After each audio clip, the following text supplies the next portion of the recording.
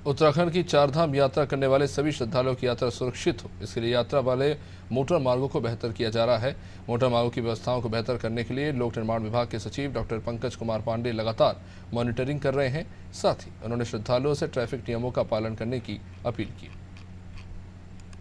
चारधाम यात्रा सुगम बनाने के लिए सड़कों की बहुत महत्वपूर्ण भूमिका होती है। सड़कों का क्या है मौजूदा सूरत हाल, बातचीत करने के लिए जो लोक निर्माण विभाग के सचिव हैं, वरिष्ठ आईएएस अधिकारी हैं, डॉक्टर पंकज कुमार पांडे हमारे साथ मौजूद है। बातचीत कर लेते हैं। सर, किस तरह से सड़कों की जो व्यवस्थाएं हैं मोटर मार्गों की, वो कैसे आप दुरुस्त करने की कवायद में जुटे हुए हैं? देखिए, हम लोग पिछले साल से ही काम कर रहे हैं और इसको चेक करने के लिए लगातार हमारी टीमें इंस्पेक्ट कर रही हैं। मैं स्वयं पिछले महीने गया था, बद्रीनाथ धाम और केदारनाथ धाम की सारी रोड्स मैंने खुद फिजिकली इंस्पेक्ट किया था। लास्ट वीक हमारे अपर सचिव गए थे, उसको देख के आए हैं। हमारे चीफ इंजीनियर्स लगातार 2-3 बार वो लोग इंस्पेक्ट कर चुके हैं।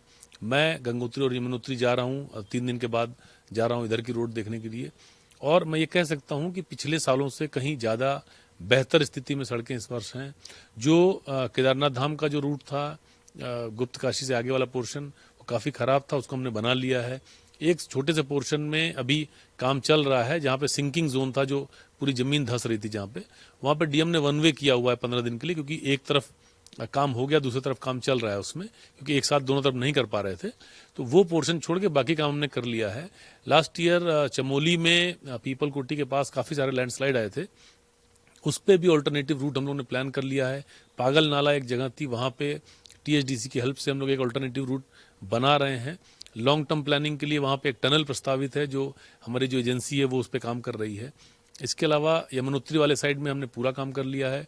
गंगोत्री वाले साइड में अभी वाइडनिंग का काम चल रहा है, थोड़ा उसमें समय लगने की संभावना है। कुछ फॉरेस्ट के इश्यूज थे, जो लैंड ट्रांसफर के केसेस वगैरह थे, उसमें भी समीक्षा की गई है, जो कि जल्दी ही हम लोग इसको भी रिजॉल्व करेंगे। और मुझे उम्मीद है कि बहुत जल्दी हम जो गंगोत्री और यमुनोत्री वाला स्ट्रेच है, इसको भी कंप्लीट करेंगे। सर, जब मौसम की बेरुखी देखी जाती है तो उस वक्त कहीं ना कहीं लैंडस्लाइड एक बड़ी चुनौती हो जाती है। उसको लेकर के किस तरह से आप लोग प्लानिंग कर रहे हैं? चारधाम यात्रा रूट में लगभग 200 लोकेशंस हैं जो आइडेंटिफाइड हैं, जहाँ पे लैंडस्लाइड आते रहा है, लगातार आता है। और हर साल कुछ नए लैंडस्लाइड भी आ जाते हैं। तो जो अभी तक की स्थिति है उसमें 200 पॉइंट आइडेंटिफाइड हैं, उसमें से 140 की डीपीआर बना के हम लोगों ने 100 से ऊपर के पे काम भी चालू कर दिया, सेंक्शन करा के। तो जो बड़े लैंडस्लाइड हैं उस पर हम लोग काम लगातार उस पर काम हम कर रहे हैं। बाकी जो नए स्लाइड्स आए हैं उस पर डीपीआर बनाने का काम चल रहा है और मुझे उम्मीद है कि हम जल्दी ही उस पर भी काम करेंगे। साथ में मुझे ये भी बताना है कि क्योंकि स्लोप स्टेबलाइजेशन थोड़ा टाइम लगता है और लैंडस्लाइड के जो एरिया होते हैं उनके ट्रीटमेंट में, उनके जो रिपेयर होते हैं, उनको काफ़ी लंबा प्रोसेस होता है। दूसरा, उस पर काम करने के लिए जो लेबर जाते हैं उनको भी रिस्क होता है, तो बहुत प्रिकॉशन के साथ काम किया था, इसलिए उसमें टाइम लगता है।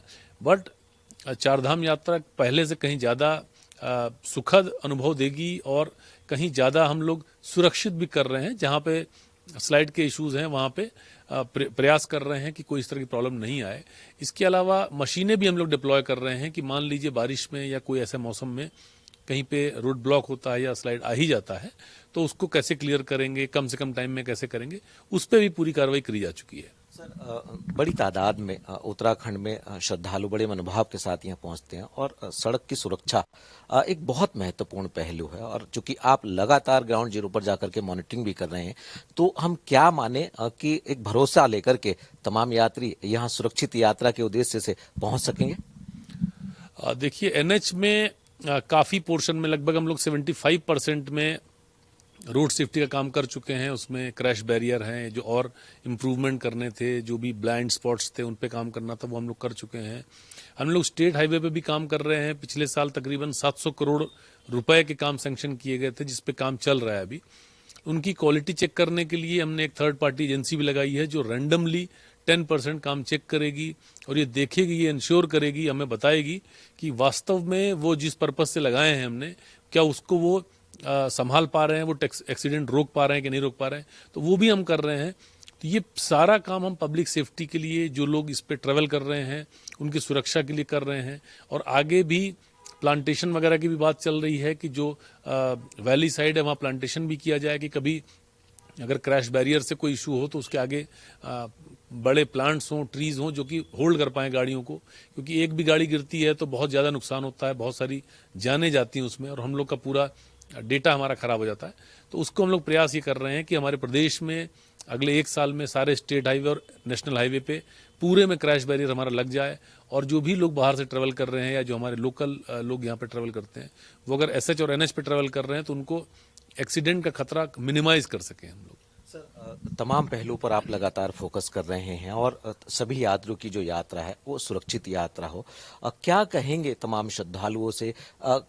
प्रिकॉशनरी तौर पर जो है वो श्रद्धालु को किस चीज का एहतियातन तौर पर ध्यान रखना है ताकि जो इस क्षेत्र की भौगोलिक परिस्थिति के अनुरूप वाहन नहीं चलाते हैं या मैदानी क्षेत्रों से आते हैं उनको क्या कहेंगे? देखिए, मैं यही रिक्वेस्ट करना चाहूँगा सभी से कि अगर पहाड़ में ट्रैवल कर रहे हैं तो ट्रैफिक नियमों का पालन करें, क्योंकि अगर आप ट्रैफिक नियम का पालन करेंगे तो मुझे विश्वास है कि एक्सीडेंट बिल्कुल नहीं हो सकता है। ट्रैफिक जो पहाड़ की जो स्पीड लिमिट होती है वो कम होती है, तो जो प्लेन से लोग आते हैं कई बार ज़्यादा स्पीड में गाड़ी चला देते हैं। तो मेरा ये भी अनुरोध रहेगा कि जो स्पीड लिमिट है पहाड़ में उसको फॉलो करें, लेन नहीं ब्रीच करें, कहीं पे जहाँ पे ओवरटेक करना प्रोहिबिटेड है वहाँ ओवरटेक नहीं करें। ये सारी चीज़ें अगर ध्यान में रखेंगे तो निश्चित रूप से वो अपने को भी सुरक्षित रख पाएंगे और जो फेलो पैसेंजर्स हैं या दूसरी गाड़ी में जो ट्रैवल कर रहे हैं उनको भी सुरक्षित रखने में बहुत मदद मिलेगी। सर, अंत में चलते बस एक सवाल आपसे और जानना चाहेंगे, क्योंकि आप स्वयं मॉनिटरिंग भी कर रहे हैं और अभी आपका दौरा भी होने वाला है। तकरीबन कितने काम, अगर हम ओवरऑल बात करें तो कितने काम हो गए हैं और कौन से ऐसे काम हैं जो इस यात्रा शुरू होने तक हम लगभग पूरे कर चुके होंगे? देखिए, जो वाइडनिंग का काम चल रहा है, जो हमारे ऑल वेदर रोड का काम चल रहा है, चारधाम परियोजना जो हमारी है उसमें अभी जोशीमठ के पास में काम चल रहा है। हेलंग जोशीमठ बाईपास जो बन रहा है उसमें काम चल रहा है और जोशीमठ से बद्रीनाथ धाम के बीच में कुछ जगह पे बीच में काम चल रहा है। वो वाइडनिंग का काम है, वहाँ ट्रैफिक कहीं रुका नहीं हुआ है, पूरा हमको पूरी विड्थ मिल रही है, डबल लेन है वहाँ पे, उस पर काम चल रहा है। केदारनाथ धाम में बहुत छोटा सा पोर्शन बचा है जो हम अभी खत्म करने जा रहे हैं, कुछ दिन में खत्म कर लेंगे उसको। और गंगोत्री यमुनोत्री में थोड़ा टाइम लगने की संभावना है, क्योंकि उसमें कुछ माननीय उच्चतम न्यायालय के कुछ निर्देश हैं उसको फॉलो करते हुए और फॉरेस्ट के कुछ इश्यूज को देखते हुए हम लोग काम कर रहे हैं। लेकिन जो ट्रैफिक कंडीशन है, जो रोड की सरफेस कंडीशन है वो बहुत अच्छी है, तो कहीं ट्रेवल करने में कोई प्रॉब्लम नहीं है। जो वाइडनिंग का काम है वो हम लोग पैरेलली करते रहेंगे, ट्रैफिक का कोई इशू नहीं आएगा। बहुत बहुत शुक्रिया हमसे बातचीत करने के लिए। तो आपने सुना लोक निर्माण विभाग के सचिव डॉक्टर पंकज कुमार पांडे को, जिन्होंने बताया कि किस तरह से यात्रियों की सुरक्षा का ख्याल रखते हुए मोटर मार्गों की बेहतरी की जा रही है। उम्मीद की जानी चाहिए कि सभी श्रद्धालुओं की ये यात्रा सुगम और सुरक्षित यात्रा होगी। अपने सहयोगी कैमरामैन राहुल के साथ सोनू सिंह, अनादि टीवी, देहरादून।